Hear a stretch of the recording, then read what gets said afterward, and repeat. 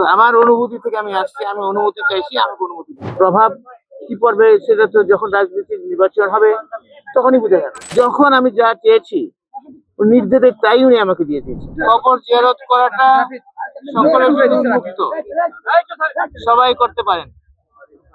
সেই হিসাবে আমি ব্যক্তিগতভাবে আজকে আমার আবেগ থেকে, আমার অনুভূতি থেকে আমার নেত্রী এবং আমার নেতার কবর জিয়ারত করার জন্য আমার মন চাইছে। সেই জন্য আমি সকালে ঘুম থেকে উঠেই এটাই প্রথম এরাদা করেছি এবং এখানে চলে এসেছি। কোনো এটা রাজনৈতিক কোনো পরিকল্পনা বা কোনো সিদ্ধান্তের বিষয় না, এটা আমার ব্যক্তিগত আবেগ এবং আমার ব্যক্তিগত ভাবে তো আমার অনুভূতি থেকে আমি আসছি, আমি অনুমতি চাইছি, আমাকে অনুমতি দিয়ে এইটা তো হায়াত মত রিজিক দরজ শাহরুখ এইসব আল্লাহ পাকের নিয়ন্ত্রণ। এটা নিয়ে কথা বলার কিছু নাই। হায়াত আজকে আমার আছে, কালকে নাও থাকতে পারে, আপনারও নাও থাকতে পারে।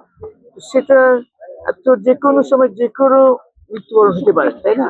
সেটা নিয়ে আমরা কথা না বলি এবং সেটা রাজনীতিতে প্রভাব কি পড়বে সেটা তো যখন রাজনীতির নির্বাচন হবে তখনই বুঝে যাবে। অ্যাডভান্স কথা বলার কোনো সুযোগ তো নাই।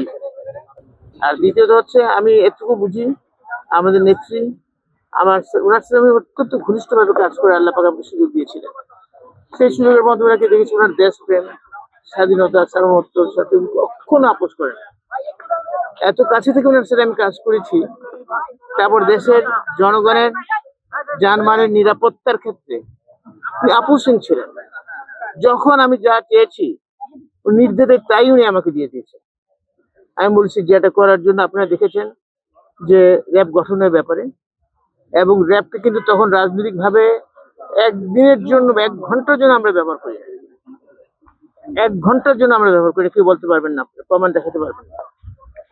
এবং উনি সেই সুযোগটা দিয়েছিলেন। সেখানে যদি বিএনপির কোনো নেতা কর্মীরা থাকতো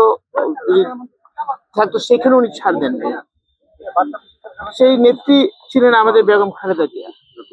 স্বাধীনতা সার্বভৌমত্বের ক্ষেত্রে আর অনেক ঘটনা আমার ভিতরে আছে, যেটা আমি দেখি, আমার অনুভূতির ভিতরে আছে। সেই দেশটা আমি আর কারোর মধ্যে আমি এখন পর্যন্ত পাই নাই।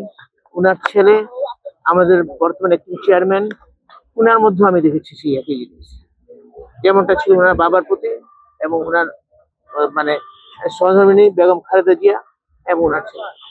আপনারা দোয়া করবেন আমার নেত্রীর জন্য, আল্লাহ যাতে ওনাকে জান্নাতবাসী করে। আর পাশাপাশি দোয়া করবেন আমার নেতার জন্য, আল্লাহ যাতে ওনাকে ওনার উপর অর্পিত দায়িত্ব যদি ন্যায্যতার সাথে সঠিকভাবে পালন করতে পারেন। আপনারা বুঝতে হবে, আমরা কিন্তু প্রথমে প্রয়াত রাষ্ট্রপতি জিয়াউর রহমানের আদর্শ নিয়ে এসেছি এবং সেদিনে খালেদা জিয়া আমাদের নেত্রী, সাবেক প্রধানমন্ত্রী, উনিও সেই একই জিনিস নিয়ে আসছেন এবং আমাদের নেতা জনাব তারেক রহমান সাহেব ওই একই জায়গায় থেকে আমরা আসছি।